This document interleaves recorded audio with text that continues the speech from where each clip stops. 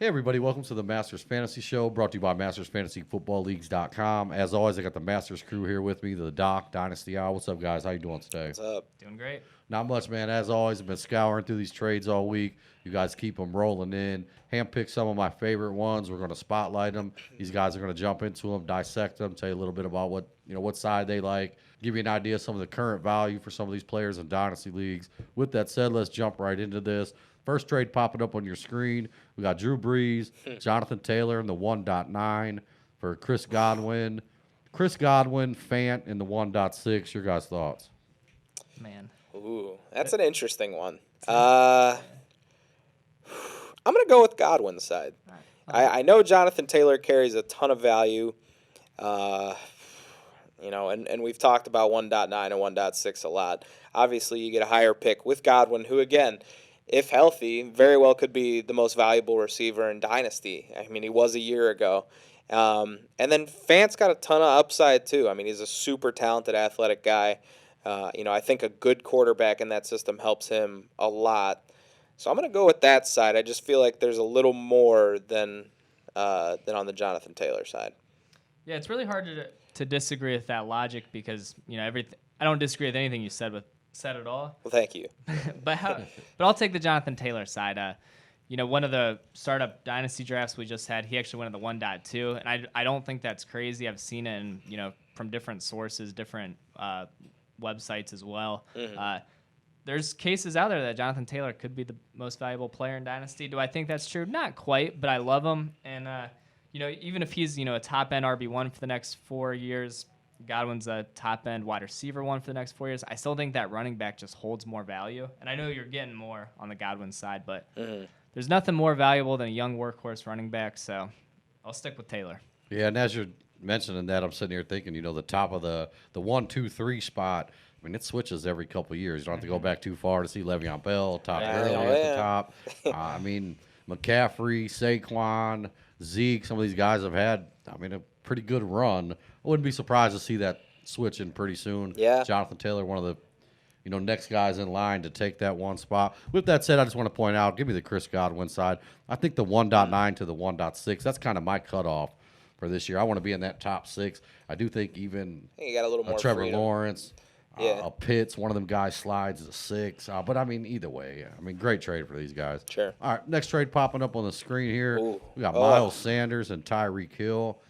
For the guy we were just talking about, Saquon Barkley and Amari Cooper. Your guys' thoughts? This was also one of our trades of the day. If you want to hop onto Twitter, Masters Fantasy Leagues at Twitter. Also on our Facebook page, we've been posting the trade of the day. You guys can kind of duke it out on there with each other. I'm going to be having our Twitters up here soon, too. But I'll let you guys dissect this trade. Go ahead. I'll tell you this is the juiciest trade we've unfolded so far in the past week, I'd say. It's pretty juicy. That's why it was a trade A lot of of the day. juice. It's a spicy meatball, yeah. Whew. I'll just leave it to Al. I'll let him go first. You just made me hungry. Yeah. Yeah, Spicy I'm meatball. hungry now, too, yeah. I still love Saquon Barkley, and I will die with Saquon Barkley. But Miles Sanders and Tyreek Hill, I think I'm going to take that just because Miles Sanders is younger. We love the potential he has. I do think Tyreek Hill is a significant upgrade over Amari for the rest of their careers. So I'm going to go with Sanders and Hill, but it's hard to – Barkley and Cooper are such, safe, great dynasty assets as well. Can't go wrong. Yeah, I'm going with the Sanders-Hill side as well. I'm kind of surprised that you did. But, yeah, I don't really have a ton to add. I will say there's – Barkley does kind of worry me just a little bit. You can only be hurt for so long, and then it starts to become an issue. But, I'm not super worried, but I feel like the injury history is enough to make me feel even better about making the deal. Yeah, good stuff. And I keep saying it. I think Saquon Barkley, he's at the top of the mountain, but he's really close to a cliff. Yeah. Dude, one more injury. One more negative thing that happens with him. This guy's going to be falling big time. He's just been hovering right at the top of the ADP in all dynasty leagues, regardless of what's happened. I think fantasy owners are getting a little tired of that. It's time to put up or shut up for Saquon. All right, guys, next trade popping up on your screen here. We got Dalvin Cook, Alexander Madison, Miles Sanders for Cam Akers, Darrington Evans, the guy I'm going to be talking about later, and Devontae Adams. Your guys' thoughts? Jeez. Yeah. Can I take back what I said about the It's last trade from the it's juicy? another We got- spicy meatball we right got here. a lot of spicy meatballs, a lot of juicy trades. Man. Wow.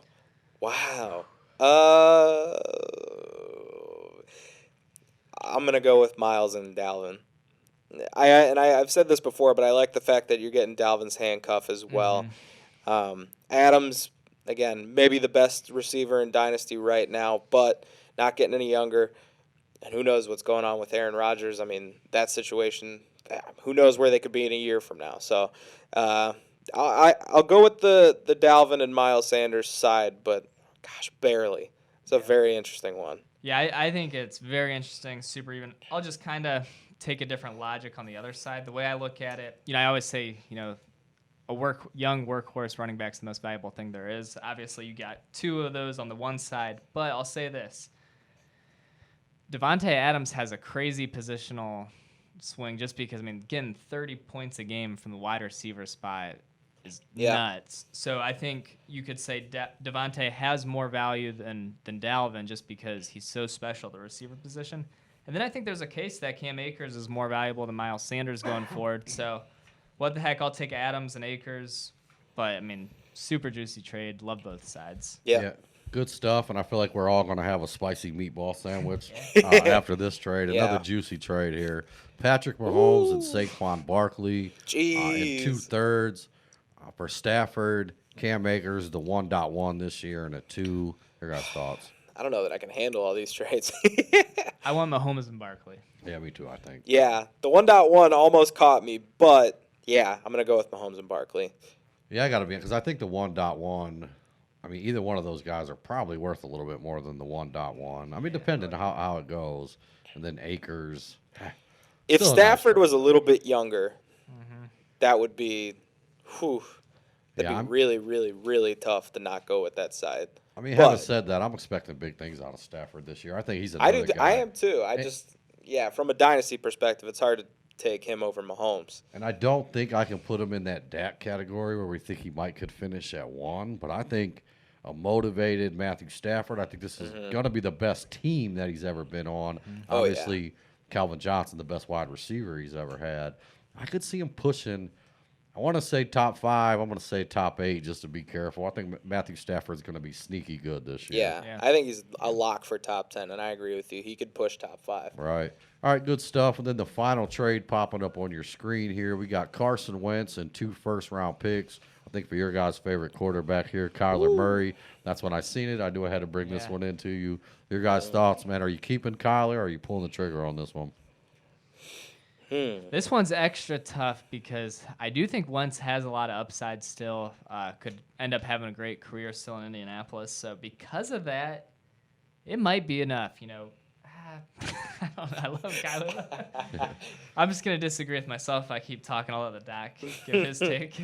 I'm going to side with Kyler by a nose here. If that 1.11 was 1.1, something like that, that'd probably be enough to pull the trigger. But yeah, I think I'm going to side with Kyler. 1.11 was like 1.5.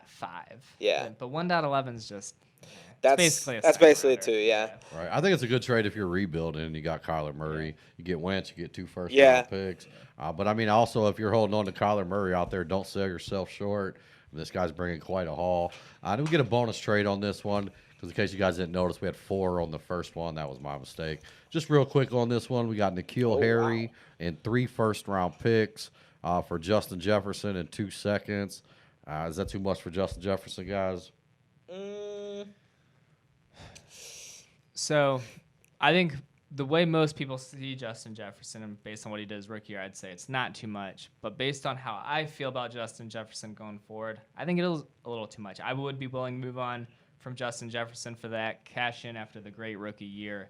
And, I think that's a heck of a haul. Yeah, I would agree. I think it's enough. I'll side with the Justin Jefferson side, but I do think it's a worthy trade. And we've talked about Harry as well, possibly having some value moving out of New England, or maybe he stays now that Edelman's retired. So a good trade all around. I think it's enough, but I'll still side with the best asset of the trade, Justin Jefferson. Yeah, and I'm with you guys. It's just hard to, and I love Justin Jefferson. argued that maybe he should be the 1.1 in dynasty drafts. But I mean, I am with you guys. I'm not sure he can keep this pace up. Well, boy, if he can, at his age, he's going to be something special. And maybe that's, this guy believes in him. He's going to get him. All right, guys, that's going to wrap up this edition of the Masters Fantasy Dynasty Spotlight. Thank you so much for watching. If you could, hit the like and subscribe button. If you're looking for a place to play Dynasty football, we got over 600 leagues. We've never folded one. Also firing up here in about a month. We're going to have live drafts, email drafts, redraft leagues. It's about that time of the year. Thank you so much for watching. Any last words, guys? Thanks for listening. Thanks for listening.